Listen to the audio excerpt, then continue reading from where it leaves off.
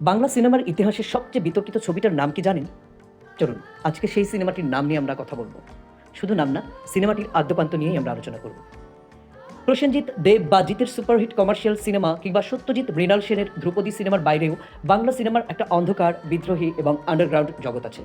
আজ কথা হবে এমন একটি সিনেমা নিয়ে যা ইন্ডিয়ার কোনো প্রেক্ষাগৃহে অফিসিয়ালি রিলিজই হতে পারেনি, এমনকি সেন্সর বোর্ড যাকে নিষিদ্ধ করেছিল, কিন্তু ইন্টারনেটের দৌলতে যা তরুণ প্রজন্মের কাছে আক্ষরিক অর্থেই এক কাল্ট স্ট্যাটাস পেয়েছে। হ্যাঁ, ঠিকই ধরেছেন, কথা বলছি পরিচালক কিউ অর্থাৎ কৌশিক মুখোপাধ্যায়ের 2010 সালের সিনেমা গান্ডু নিয়ে।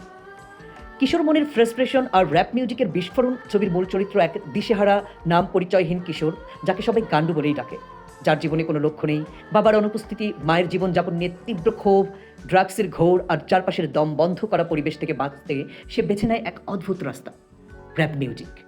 বাংলায় যে আন্ডারগ্রাউন্ড র্যাপ মিউজিকের একটা নিজস্ব কাঁচা এবং রাফ ভাষা হতে পারে, তাই এই ছবিটাই প্রথম জোরালোভাবে দেখিয়েছিল। তার একমাত্র বন্ধু এক রিক্সাওয়ালা, যে নিজেকে ব্রুস লির ফ্যান ভাবে, বাস্তব আর হ্যালুসিনেশনের এক অদ্ভুত মিশেলে গল্প এগোতে থাকে। কেন এত বিতর্ক এবং সেন্সর বোর্ডের কাছে? সিনেমাটা নিয়ে বিতর্কের ঝড় ওঠার মূল কারণ ছিল এর অকল্পনীয় বোল্ড দৃশ্য, নগ্নতা এবং অকথ্য ভাষায় গালিগালাজ। ভারতীয় সিনেমায় সাধারণত যে বিষয়গুলো সযত্নে এড়িয়ে যাওয়া হয় বা রূপকের আড়ালে দেখানো হয়, পরিচালক কেউ কোনো রাখ ঢাক ছাড়াই অত্যন্ত নগ্ন এবং সরাসরিভাবে তা পর্দায় তুলে দেখিয়েছিলেন। স্বভাবতই ভারতীয় সেন্সর বোর্ড এই ছবিকে ছাড়পত্র দেয়নি, কিন্তু সিনেমা হলে রিলিজ না হলেও পেন ড্রাইভ আর ইন্টারনেটের হাত ধরে এই সিনেমা বাংলার আনাচে কানাচে ছড়িয়ে পড়েছিল। সাদা কালো ক্যানভাসে এক সাহসী নির্মাণ, সিনেমাটার মেকিং বা নির্মাণশৈলী ছিল এক কথায় অন্যরকম। প্রায় পুরো ছবিটাই সাদা কালো ফ্রেমে শ্যুট করা, যার মাঝে মাঝে হঠাৎ করে সাইকিডেলিক রঙের ব্যবহার দর্শকের মনে একটা অদ্ভুত ধাক্কা দেয়। কোনো বড় স্টুডিও বা প্রথাগত লাইট ছাড়াই অনেকটা গেরিলা স্টাইলে তৈরি এই ছবি বার্লিন থেকে শুরু করে সাউথ এশিয়ান ইন্টারন্যাশনাল ফিল্ম ফেস্টিভ্যালে দারুণ প্রশংসিত হয়েছিল। অনুব্রত বসু অর্থাৎ গান্ডু, জয়রাজ ভট্টাচার্য যে রিক্সাওয়ালা, কমলিকা বন্দ্যোপাধ্যায় গান্ডুর মা এবং ঋষেন প্রত্যেকেই যেন অভিনয়ের চেনা ব্যাকরণ ভেঙে নিজেদের উজাড় করে দিয়েছিলেন। শুধুই কি বিতর্ক, নাকি অন্য কিছু? না দর্শক, গান্ডু কোনোভাবেই সবার জন্য তৈরি সিনেমা নয়।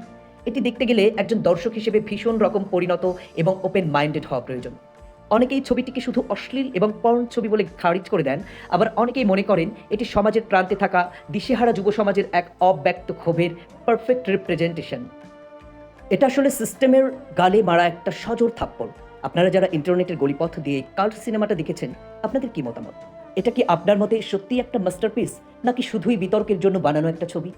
ছবির সেই বিখ্যাত র্যাপ গানগুলো আপনাদের কেমন লেগেছিল? দর্শক, অবশ্যই আপনারা কমেন্ট বক্সে তা শেয়ার করবেন, এবং আরও অন্যান্য অনেক কাল্ট ক্লাসিক সিনেমা, যে সিনেমাগুলো নিয়ে আলোচনা করতেও আমাদের বুক কেঁপে ওঠে বা সমাজ রেড়ে করে ওঠে, সেই সিনেমাগুলো নিয়ে কথা বলতে বা আপনারা জানতে বা জানাতে যে কোনো মন্তব্য আপনারা করতে পারেন, এবং অতি অবশ্যই আপনারা আমার পাশে থাকবেন।